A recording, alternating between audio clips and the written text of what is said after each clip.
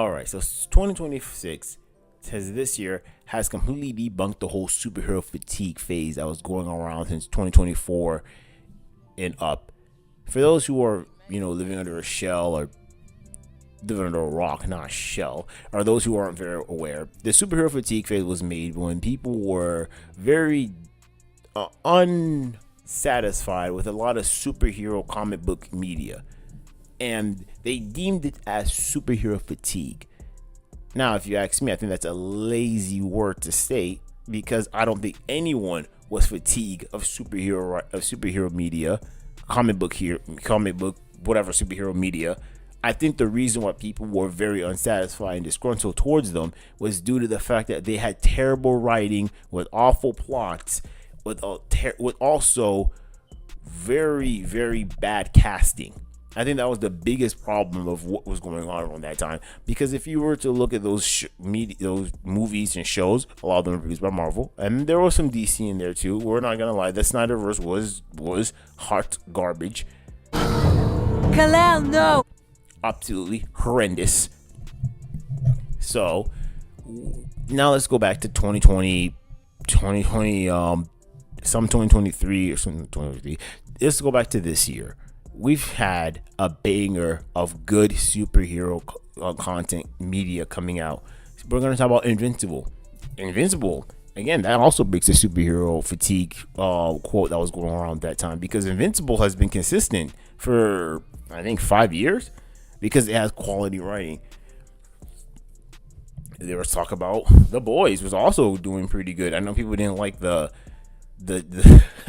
like, I like season 4 of The Boys, alright? So anyone who says they don't like it, I know why. Kind of tells me a lot about who you are, but I mean, that season aged gracefully, like wine. But now season 5 is out, and season 5 is doing great viewer wise. So that just proves another point. Then we're gonna talk about all the movie trailers.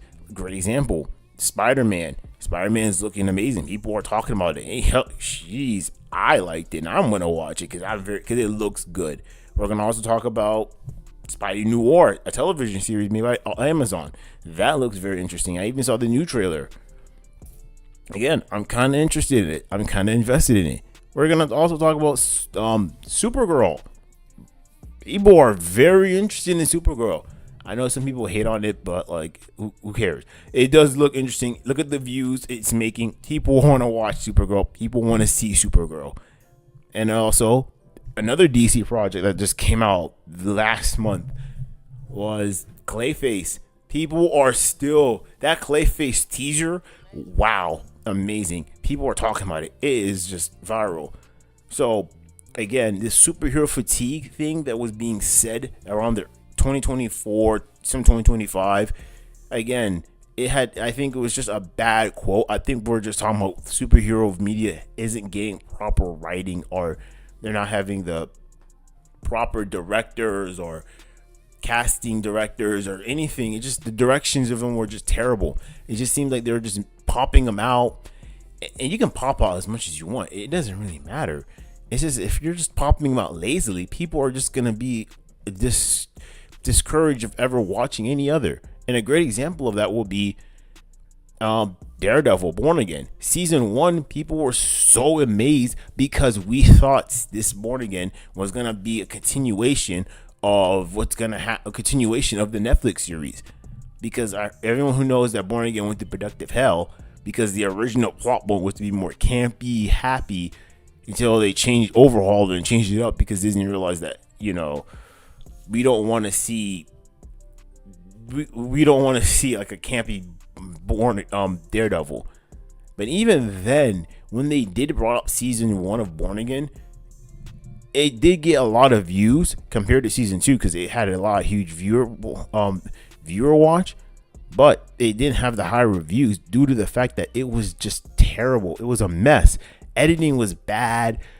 Some things were, the plot point was kind of all over the place. Born Again season 1 was a very huge downgradation of any Daredevil television, of anything by Daredevil, like the show, because it was worse than season 2. That's how bad Born Again was. And because of that, it translated to Born Again season 2, which is dramatically better. A huge overhaul, which tells you this is the original vision of what the new directors wanted. And because of what happened in season 1, it left a nasty taste in people's mouth. So now the viewer count is lower. Now, is that Born Again? Is that like Daredevil fatigue? No, it's not Daredevil fatigue. It's not even superhero fatigue. It's called lousy writing fatigue. When you make something that's bad, people are not going back to watch it or want it. So it kind of translates to what's happening to Born Again season 2. Is Born Again season 2 dramatically better? Yes, I think everyone should watch it. I'm gonna review Born Again season 2 when the season is over. Get ready for that, along with another project that I'm working on. Now, with all that being said about the whole fatigue thing, I'm just gonna tell you that there was never a superhero fatigue. That word didn't even exist. That quote was terribly wrong. I think people just were not properly articulating what they really felt. And what they really felt was they were tired of terrible writing in superhero media, in comic book media, whatever you want to say. But I'm just gonna say superhero media. Yeah, they were just tired of terrible of writing. Because let's go back to 2025, the summer of 2025. Superman did amazing, and people watched it. Now let's go back. Now let's watch Fantastic Four, and how I think 80% of their viewers went down in 1 week. Were they just tired of superhero media, or superhero fatigue, or like they like to say, or were they just sick and tired of terrible freaking writing? Because Fantastic Four's writing was horrendous. So if you think that movie was good, I got a timeshare to sell you, pal. Jesus Christ. Even Matt Murdock can see that movie was bad. Now, that's just that's all I want to say. This year has proven that there's no such thing called superhero fatigue.